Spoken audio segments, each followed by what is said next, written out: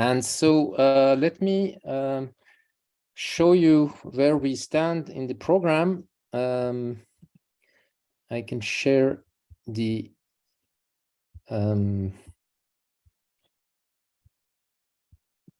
program here. Yes, so we are switching to the second part of, or the third part, I would say, of our webinar.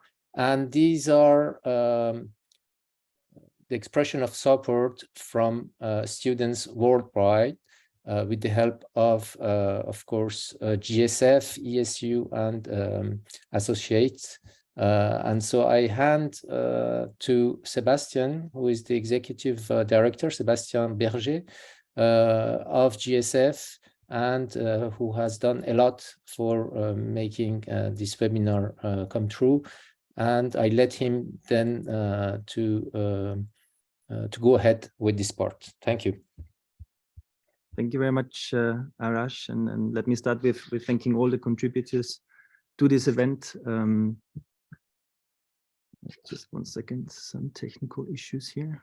There we go. I need to stop the stream for this.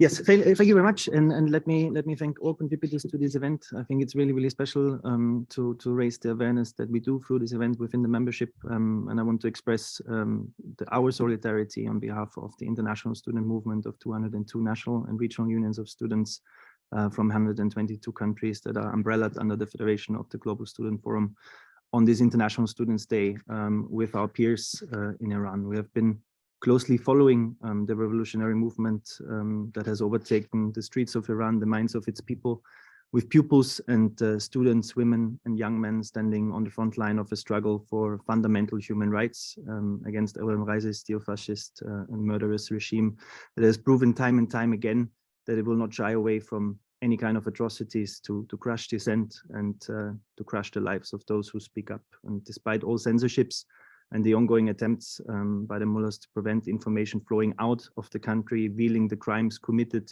in the streets, in the schools, in the universities and homes of the Iranian people in darkness, there has not been any moment in recent history where so much attention was focused on this movement for democracy, for bodily autonomy and self-determination.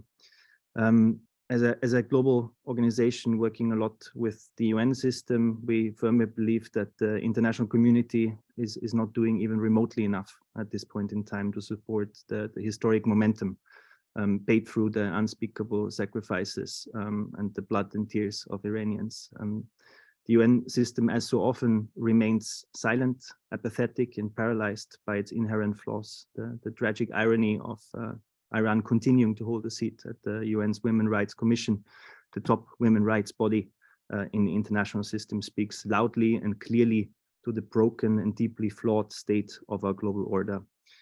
Unfortunately, so does the silence of many of the so-called great Western democracies, continuing to treat Ayatollah Khamenei's barbaric administration as a fine partner in international relations.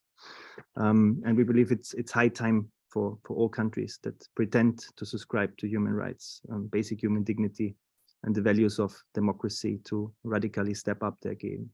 One thing to do is facilitating a UN Commission of Inquiry, documenting and investigating the crimes that are committed against civilians by the Iranian regime, but also kicking Iran out of the UN Women's Rights Commission, as they kicked out Russia, which is, as we speak, committing a genocidal war in Ukraine, from the Human Rights Council in April early this year. Another point is naming the Islamic Revolutionary Guard for what it is, a domestic and international terrorist organization that has been oppressing its own people and destabilizing the whole region since 40 years, since decades. Any country that calls themselves a democracy needs to withdraw their ambassadors and in the same breath expel Iranian diplomats from theirs. And most importantly, I think that is an imperative for all of us. We cannot stop paying attention. We cannot be silent, and we cannot cease to raise awareness till this movement has achieved its goal. We will try to do our part in solidarity with pupils and students and their movements in Iran as long as it takes. So I really appreciate the opportunity to have this forum, and I will hand it over to my friend Antoine from the European Students' Union, who is the Human Rights and Solidarity Coordinator, for his message. Thank you, Sebastian, and thank you for having me here. It is I am very glad personally to have the chance to express the solidarity of the European students in this great panel where we address many points and how actions should be needed. Let me start by saying that we admire the bravery and the courage of the students in Iran who have been taking the lead in standing up against the unjust and oppressive regime. We had, in the last 4 or 5 days, we had our 83rd board meeting of the European Students' Union, which is an umbrella organization of 45 national unions of students from 40 European countries. And in the last days, we came all together to discuss and debate.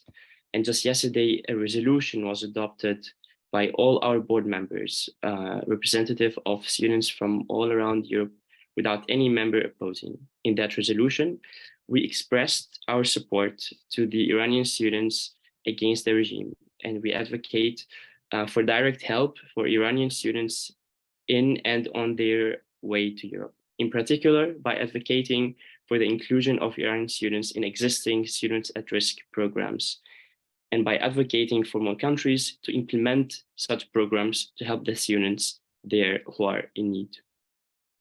We are deeply concerned for the safety and well-being of students, staff, and faculty at universities in Iran. We expect the international and especially the EU committee to condemn those actions and take meaningful actions to protect the students.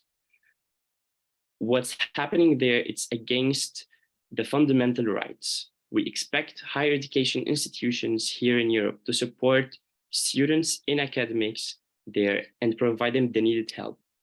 That needed help is also about taking step by step and stopping working together with a lot of universities who are not doing who are being led by the regime in Iran and not opposing that regime. European higher education institutions must also provide the needed support for their students affected by this situation. We demand the safe and return and release of missing and detained students. The European Union, as well as European countries, must impose human rights sanctions against Iranian authorities. We stand in solidarity with the revolutionary student movement of Iran. Women, life, freedom.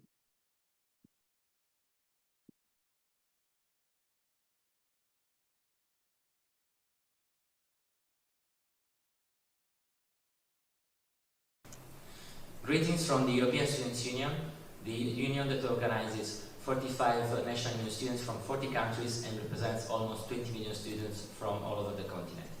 We are here today in Prague on the 17th of November, the International Students' Day.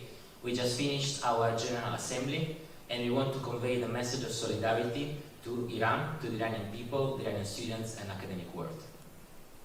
We, the students of Europe, strongly believe that universities and campus must be a place where students are safe and protected.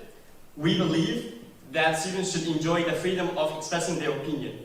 Nobody should be arrested or even killed whilst on campus. We are here together with the Netherlands, Sweden, Finland, Switzerland, Latvia, France, Norway, the Faroe Islands, Italy, Estonia, Luxembourg, Georgia, Denmark, Austria, Iceland, Germany, Malta, Croatia, United Kingdom, Slovakia, Bulgaria, Poland, Cyprus, Belgium, Belarus, Slovenia, Hungary, Lithuania, Romania, Czechia, Ukraine. Women, life, freedom! Thank you very much, Antoine and colleagues from ESO, for this message of solidarity. I will hand the floor over to my colleague, Ashley Punya, steering committee member of the Global Student Forum, representing the All Africa Students Union from Zimbabwe. Thank you very much, colleagues. Thank you very much, Sebastian. and everyone for really organizing this platform. You know, it's a very important platform, and I think we share the same sense and the same sentiments. And I think the events unfolding in Iran truly resonate with what is happening in the broader global context of Africa. And I must say, you know, and thank the courage that is being shown by students in Iran, because we all know that students worldwide are known for initiating and executing revolutions. And when bullets begin to flower in Iran, the struggle of the people of Iran is the struggle of the students in Zimbabwe. The struggle of the students in Zimbabwe is the struggle of the students in Zambia, because we all know that global solidarity is the only currency that we have as small people who do not have the military might of states, nor the economic might of corporates. And therefore we stand by this umbilical cord that joins us together in the fight of a change of system of governance and in the fight to call on justice and dignity for our people. And we note that, you know, there's the death penalty that is, you know, being supported in Iran. We condemn it in all strongest terms, because this resonates with what dictatorship in Africa has done. For us young people, we know that poverty in its own is a death sentence. We know that unemployment is a death sentence. So all these things, they come together to show that young people must fight, students must converge in terms of the global solidarity and call on, you know, the end to oppression, and call the end to violence, and we call to the end of the indignity that the young people and students are facing. And we want to make a clarion call that we understand that the world going forward must set priority in terms of womanomics, which speaks to women in economics, because we know that if you empower women, we empower the nation. So that on that note, I think we are going to unite our voices as students in Africa and unequivocally call injustice to an end, and unequivocally call oppression to an end, when we call on the global community to make sure that they speak on behalf of the people, of the oppressed people of Iran, to speak on behalf of the oppressed masses in Iran. And we call on, you know, sanctions, so that, you know, there can be sanctions around, and those that are violating human rights, those that are squabbling the economy at the expense of the majority, must be brought to book. So as students in Africa, we stand in solidarity. Our solidarity remains, and we call on the system that is designed to benefit a few at the expense of the majority. We know how young people continue to toil. We know how young people are the basis of the foundation for building countries and nations. And we know that in terms of what they are doing, killing young people, and as I was reading, you know, yesterday, I noticed that there were children, you know, who have massive potential, but their life is being stolen by those that have continuously lived and those that want to continue to live. So this is an unjust thing that we are seeing. And as young people, we say we want to defend the future. As young people, we collectively come together and say these systems must fall, dictatorships must fall, oppression must fall, violence must fall, and the people must stand tall. I thank you very much. Hopefully, we are going to make sure that we converge and have a strong voice globally that is going to speak on the real issues of our people, on the suffering masses of our people, so that we may collectively find dignity and justice at the end of the day. Thank you very much. Thank you very much, Ashley, for your powerful message. I'm gonna move on to Alexandra Seibal. She is the representative of the Organizing Bureau of European School Student Unions, and also a steering committee member of the Global Student Forum. Alex, the floor is yours. Thank you, Sebastian. I want to start with the slogans that are being shouted at demonstrations in Vienna. Long live international solidarity, woman, life, freedom, Jinjian, Azadi.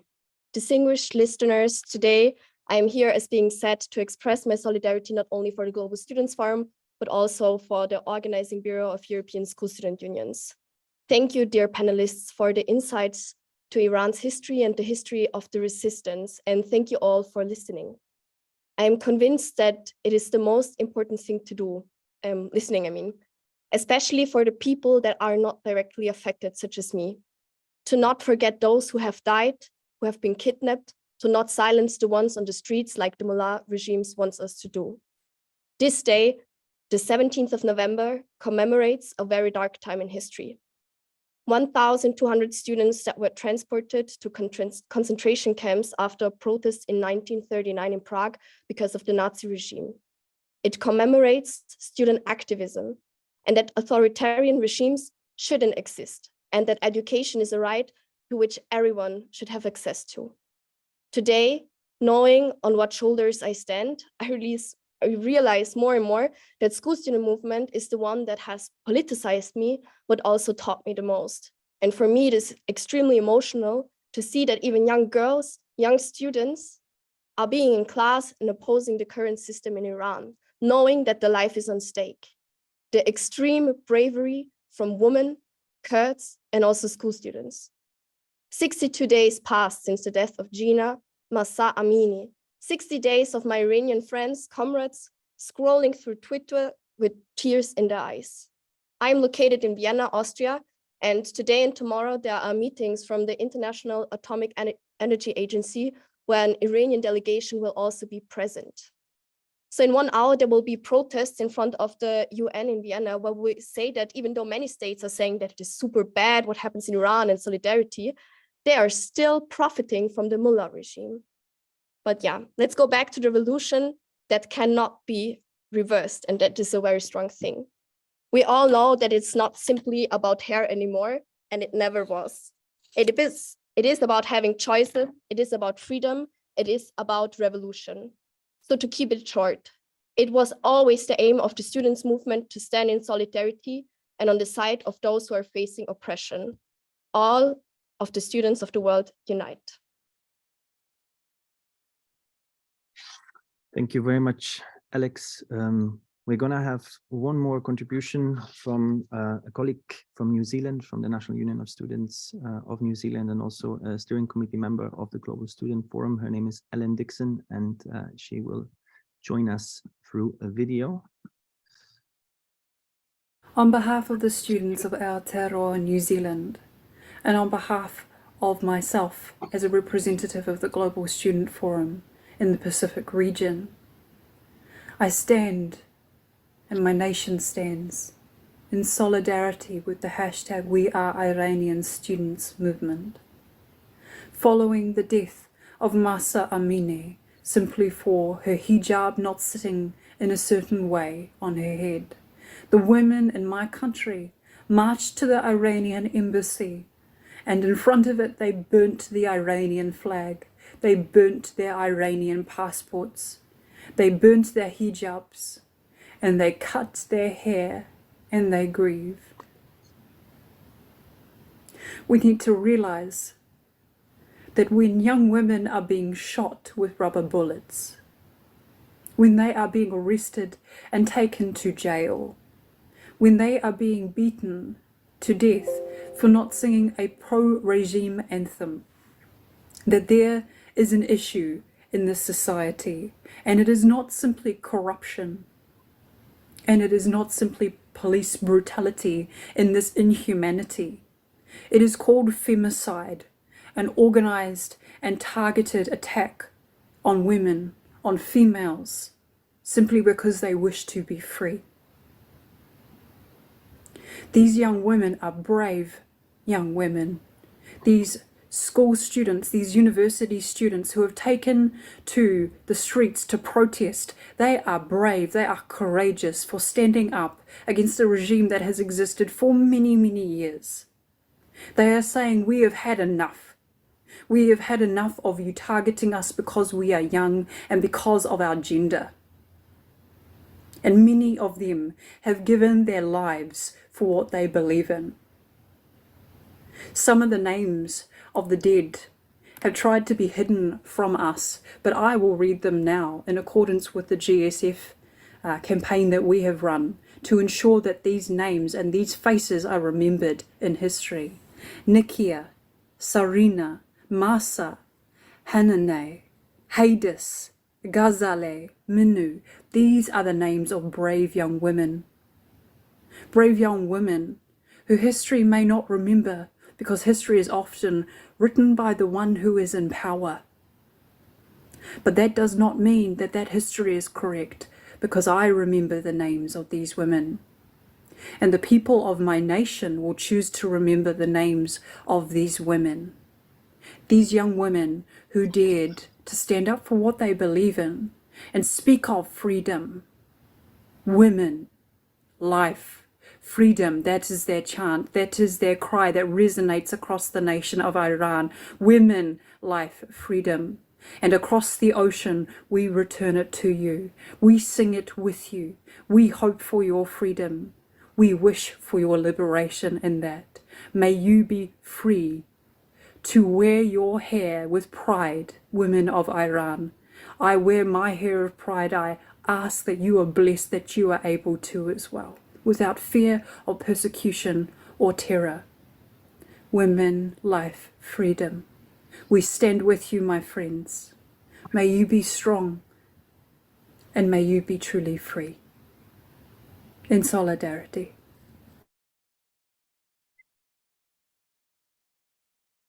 Thank you also to Ellen, even though she's not here. That concludes the part of solidarity messages, and I will give it back to you, Arash.